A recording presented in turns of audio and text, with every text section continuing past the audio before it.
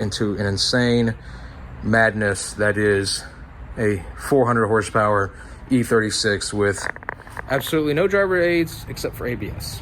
Welcome back to the channel, everybody. My name is Brandon Bellinger, and as you can tell by the title, some things have changed on the E36 project. We're going to get into that today, where the project stands, what's going on, and absolutely, yes, we are doing an LS1 swap. Full build out, hopefully for under $20,000. We're going to see if we can get it done. But yes, as you saw in the title, LS1 is now going in, so no more LT1. There were a couple issues with that. I will get into that later.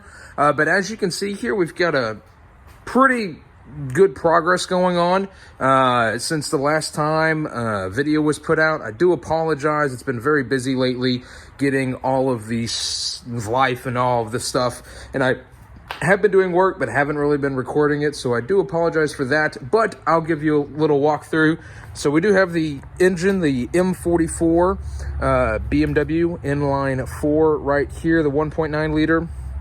It is torn apart. I do need to take better care of it, storing it, but that's going to go into a table at some point. We've got pretty much the whole front end taken out, minus the subframe and the steering rack and all of that.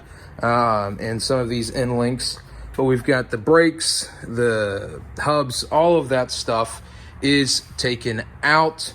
Transmission tunnel obviously cleared out. Obviously we're on some jack stands here. Interior really hasn't changed too much. I've taken some door seals out because this one was bad. Just kind of getting an idea of what needs to get done in the interior. And then we were going to start taking the rear out, but we realized it all comes out together, so we're going to stop doing that because, well, building an LS1 on a $20,000 budget means that you got to actually think about what the process is going to be like, be efficient with what you're taking out so you don't have to spend more money down the road and whatnot. So let's get into what's going on with the E36. Now, to give some backstory on this vehicle, how I acquired it, where did it come from, kind of the back history of this. This is a 1996 BMW 318i, so this is a base model car, but it was highly optioned from new. So it had the Harman Kardon upgraded sound system. It had the 5-speed manual transmission. It had the hi-fi radio, automatic climate control. It's a sunroof car. So the car had pretty good options from new. It was delivered to John Roberts Dallas BMW in 1996. I believe this is a April production car of 96, and then it was imported later that year into the US to go to the John Roberts BMW. It was a demo vehicle for I think about 8 months or so, loaner vehicle, stuff like that. And then my mother purchased it from John Roberts BMW and became, I guess, the first owner of the vehicle, and we have had it ever since. So it's 28 years of ownership, and absolutely wonderful car. This is the car I learned how to drive on when I was 15 years old, learned how to drive manual on, kind of learned the whole process, very stripped down, lots of sentimental value in this car. And as I previously mentioned before, this vehicle was stored from about 2019 until now in a field, and the condition of the vehicle is incredible. This is the largest rust spot we have on the entire vehicle. There's another side similar on the other side of the vehicle, but if we take a look, I mean, this paint is amazing. This is the Arctic Silver Metallic, but even in here, like common rust spots, I haven't cleaned this out yet, but it is in good condition. The wheel wells are great. Take a look at this transmission tunnel. Really high quality condition for being in a field. Like I said, for 5 years, it was uncovered for most of it. It's went through the great blizzard that we had in 2021, 2022, and now it is here. Right now, I think we're just going to keep the color as it is, do some paint correction, stuff like that. But that is the backstory to the vehicle. That's how I acquired it. So I acquired it at no cost, which does help go into the budget of the $20,000 getting an LS1 done, because that leaves you a lot more money left over to do LS1 stuff when you don't have to purchase the vehicle up front. Now, it does have a BMW M44 1.9 liter four-cylinder, or at least that's what it had in it. It was in pretty good condition, as you saw in my previous videos, so really not that bad. I gotta figure out what we're gonna do with it. Probably gonna make it a table or something. Still haven't figured that out. I need to get it covered up so it stops rusting. But yeah, that is the backstory to the E36. I thought I might want to throw that in there so you guys kind of get an idea of where it come from. Some pretty cool history with it, a lot of sentimental value, and a very long family ownership that we plan to continue as long as we're alive. So on to the next part. Now, I know you're asking, Brandon, what happened to the LT1 engine swap idea? Why are we now going LS? Well, it's pretty simple. There's not really a whole lot of aftermarket support for the LT1. It's got a slightly different layout. The engine configuration's a little bit different in the engine bay. And the big issue that we have is the LT is slightly wider in its layout, meaning that we would have even tighter restrictions here for the headers in the steering rack angle. So that's a big reason why we decided to not go with the LT. Also, LS1, it's proven. There are kits out there. We'll get more into that here in a second. And it's a proven concept. We know how it goes in. There's aftermarket support for it. It makes good power, and LSs are very reliable to work on. They make cheap power. It's great, and they don't have a whole lot of technology that the new LT has, such as cylinder deactivation and a lot of this other stuff that you have to worry about. So that is why we switched it up.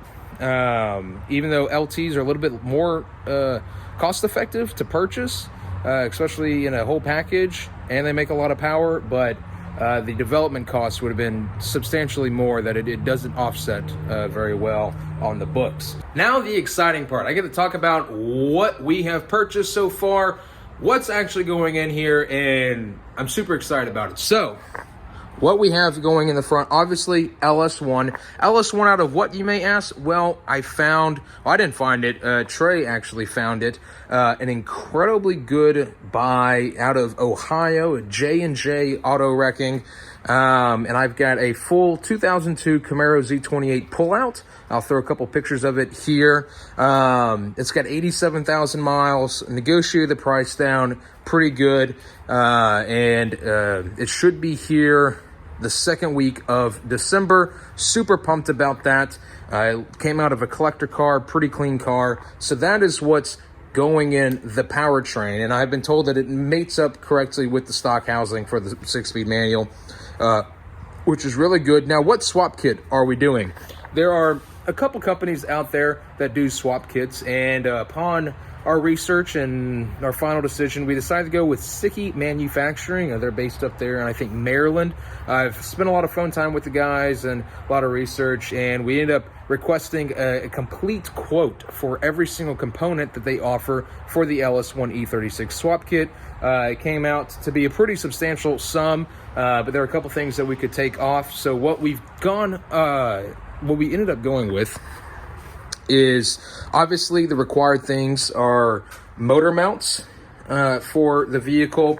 We went with the Sicky one-piece steering column, steering shaft, I should say. Obviously the headers are required, transmission mounts, bushings, aluminum drive shaft, one piece. Then we have the Sicky Manufacturing radiator with twin fan setup that will go right here. And then there are heater core, universal kit, and there's a couple other things on there. I'll throw a list of the items that we are getting on the list. And then also the wiring specialties, LS1 to E36 wiring harness, which is going to make everything so much nicer. Put in the GM ECU right there, hook everything up, plug it into there. Everything should work pretty well.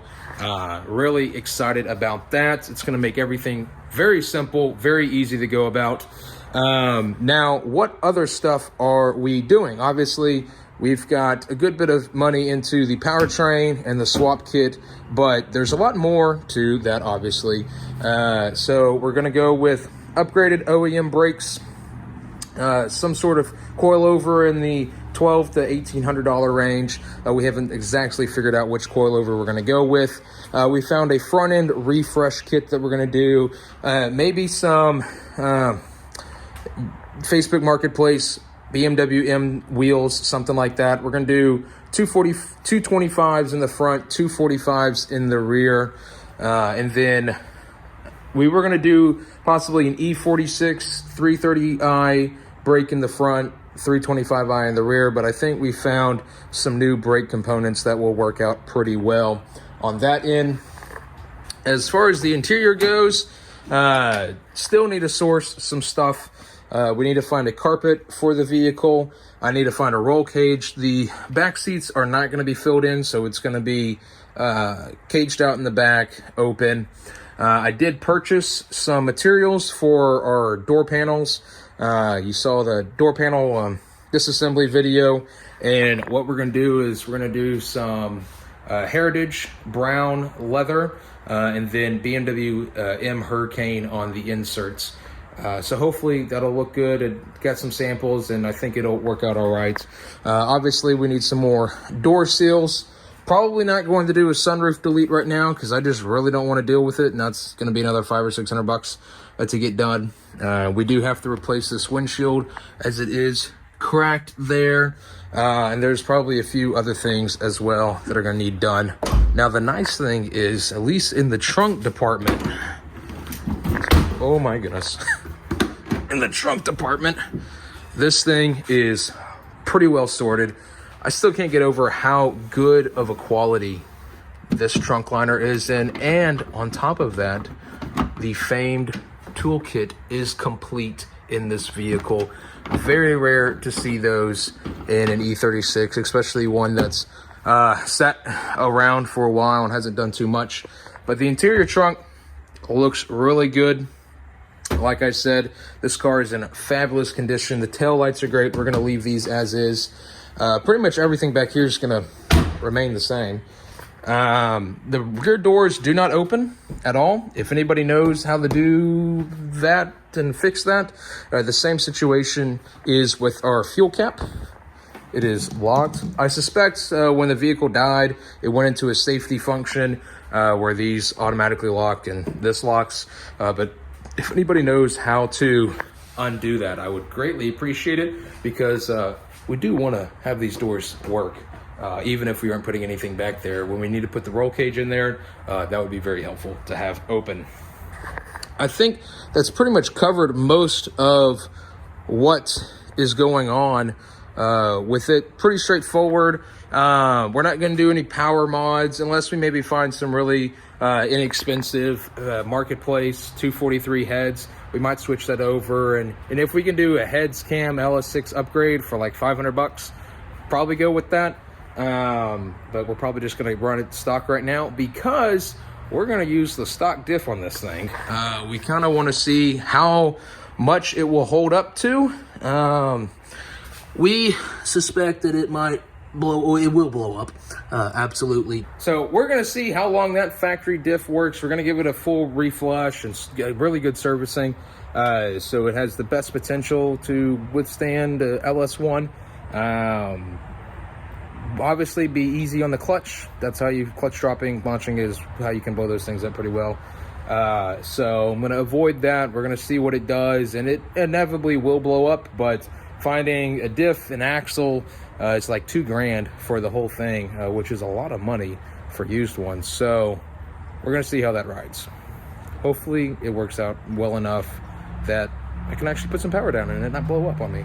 Now, what is our long-term goal with this E36?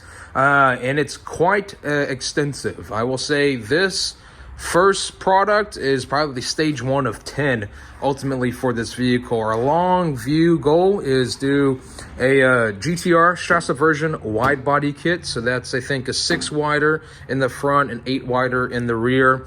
That way we can put some bigger wheels and tires in here, like 315s in the rear, 295s in the front.